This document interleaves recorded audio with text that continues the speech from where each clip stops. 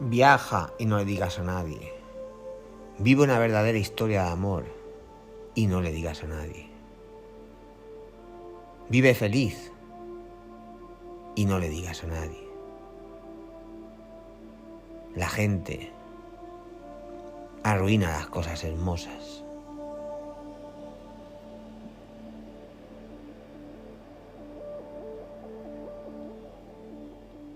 Esto decía Khalil Gibran. Y en la época de las redes sociales, estas reflexiones cogen más valor si puede.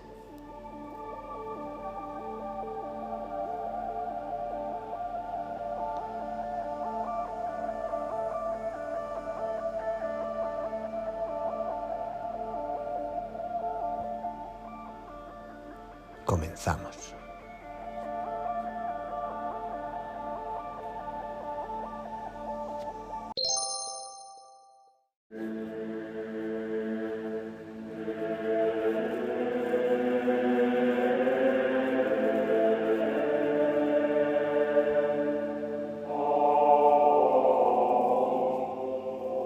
Jerusalén es la ciudad sagrada del mundo.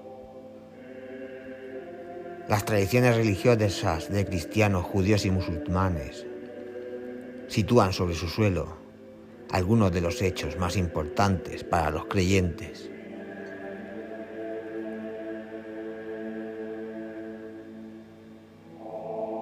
Por ello, es una ciudad que acoge millones de peregrinos de todo el mundo. Para el cristianismo tiene una especial relevancia. En Jerusalén se encuentra el lugar más sagrado de la religión cristiana, la iglesia del Santo Sepulcro.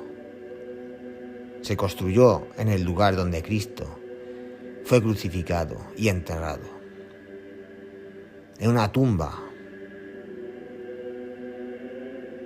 de la que salió al tercer día resucitado.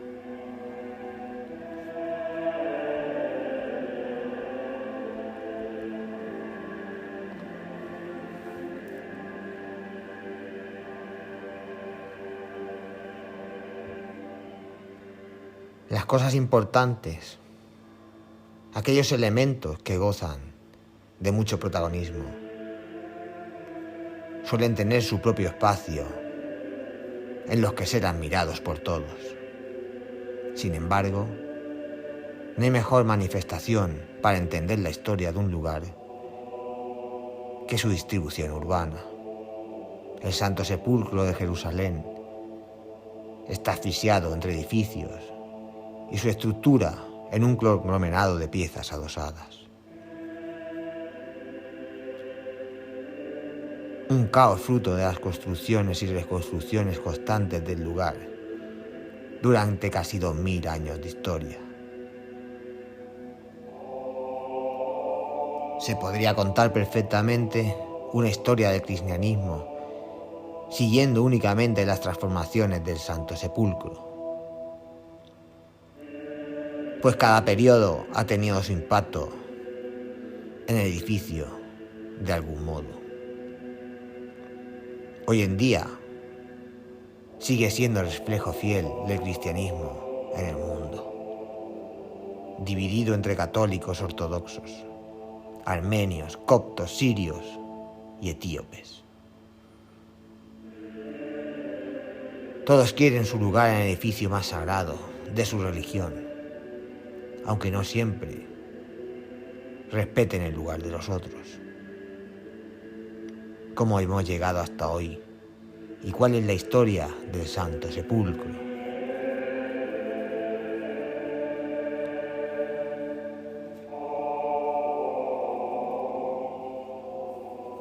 Según la tradición bíblica, Jesús fue crucificado en el Gólgota, una cantera de las afueras de la ciudad vieja de Jerusalén. Su cuerpo fue enterrado en un sepulcro cercano excavado en la roca. Por entonces los cristianos estaban en plena persecución por parte de los romanos, que habían conquistado Judea. El emperador Adriano quiso eliminar el lugar de crucifixión y resurrección de Jesús para evitar que fuera tomado como sitio sagrado por los cristianos. En el año 135 mandó nivelar el terreno y construir un templo dedicado a Venus sobre la tumba de Cristo. Este fue el comienzo de constantes luchas por el terreno, construcciones y reconstrucciones de edificios en el espacio más importante para el cristianismo.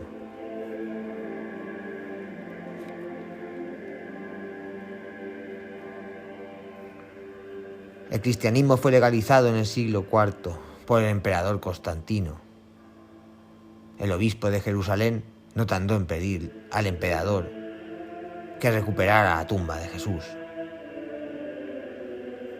Para ello se procedió al derrumbe del templo de Venus y se anunció que bajo su plataforma se localizó el sepulcro de Cristo.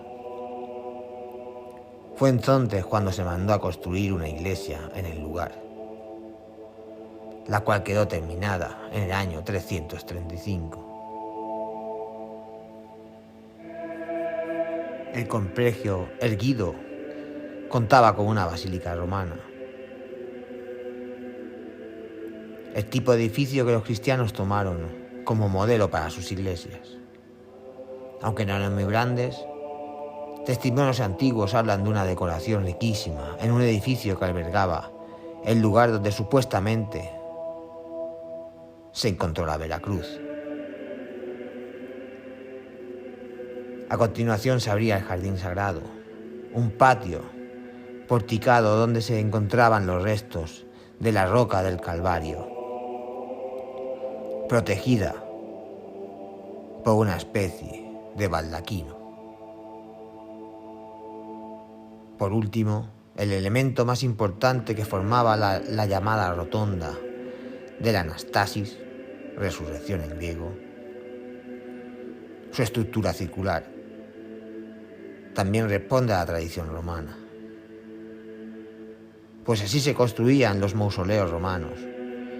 Justo encima de la tumba de Jesús se construyó el edículo, un edificio de mármol de pequeñas dimensiones que acoge la cámara donde fue depositado el cuerpo de Cristo, según la tradición.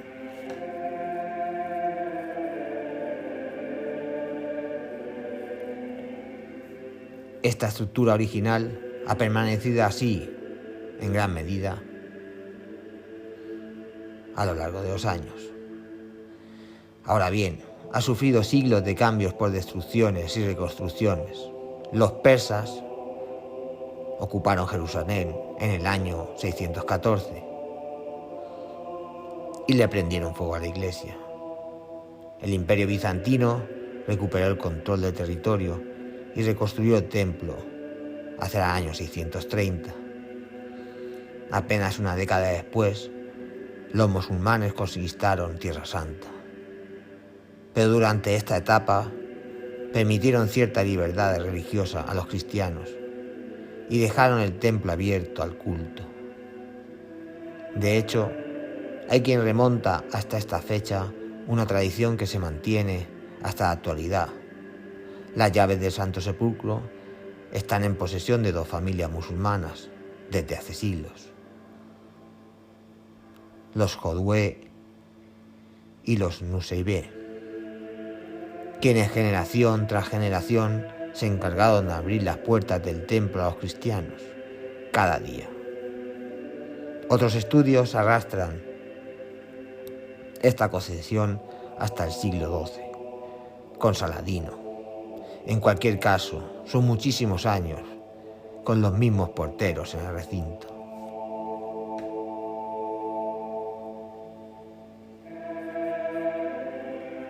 El ambiente tolerante se cortó abruptamente en el 1009. El califa Fatimi destruyó por completo la iglesia en respuesta a desacuerdos con el Imperio bizantino. En 1048 se rehizo la iglesia con algunas capillas, Con la llegada de las cruzadas, el sepulcro fue cambiando de manos musulmanas a bizantinas, según controlaban el territorio. A partir de 1099, los cruzados iniciaron la reconstrucción, que supondría la gran transformación del sepulcro, hasta darle el aspecto actual, con un estilo a caballo entre el románico y el gótico.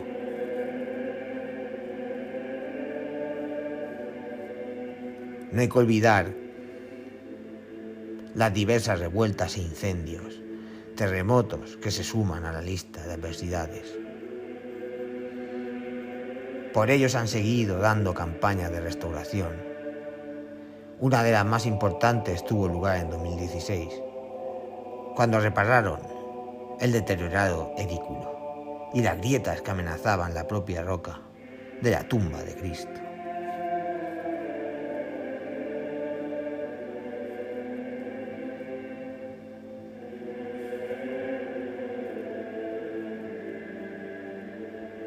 Y es así como llegamos a la actualidad. Es la historia del Santo Sepulcro, el lugar más importante del cristianismo.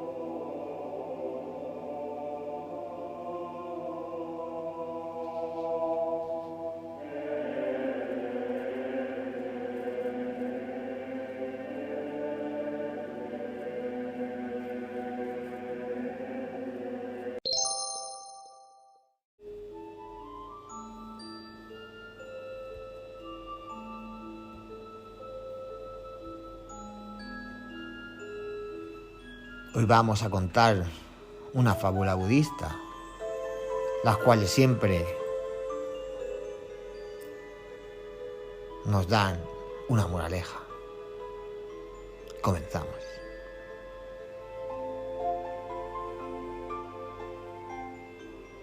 Cuenta una antigua fábula budista que hace mucho tiempo, en un monasterio lejano, ubicado en una ladera casi inaccesible, en una montaña del Himalaya, uno de los monjes budistas más ancianos falleció.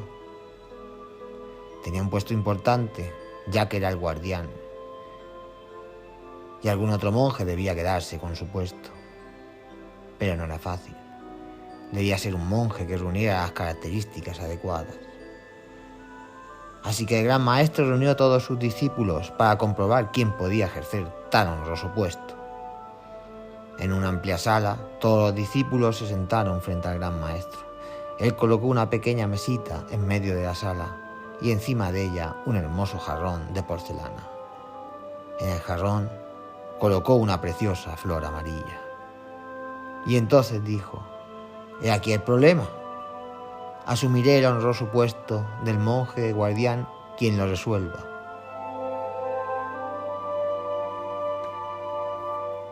Todos quedaron absortos, mirando el silencio en el hermoso jarrón. ¿Qué representaría? ¿Dónde estaba el problema? ¿Necesitaría agua la flor? ¿Representaría la belleza de la naturaleza o la tentación del hombre? Eran demasiadas preguntas. Pero entonces, uno de los discípulos se levantó y decidió sacar su espada. Miró a los demás y al gran maestro, y de un golpe rompió el jarrón y las flores. Los demás quedaron horrorizados. Pero el gran maestro dijo: «Aquí tenemos a alguien que no solo ha adivinado el problema, sino que además lo ha resuelto y ha terminado con él. Honraremos a nuestro nuevo guardián del monasterio».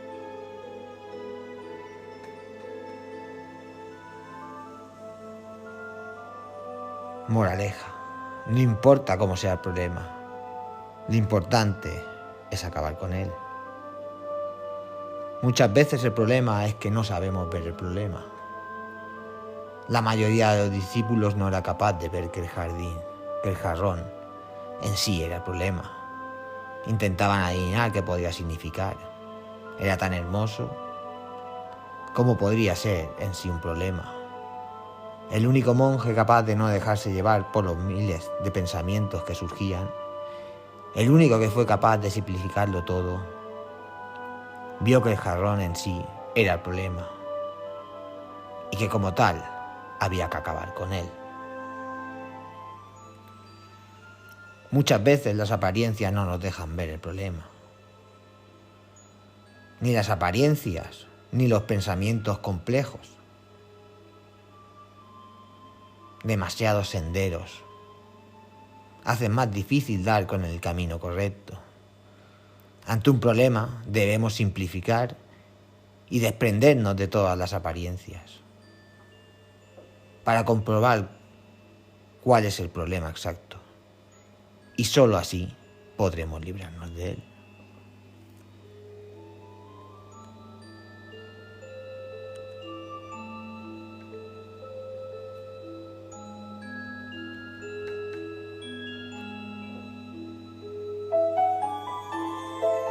Así que de este cuento budista sacamos una moraleja. No importa cómo sea el problema, lo que importa es acabar con él. Y una reflexión. Cuando hay demasiados senderos, es más difícil encontrar el camino correcto. Tenemos que intentar simplificarlo todo.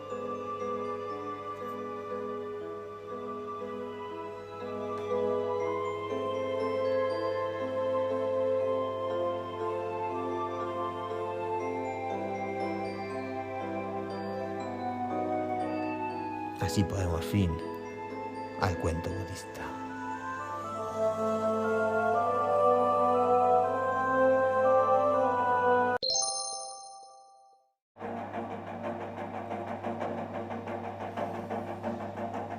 Bueno, pues lo vamos dejando ya por hoy.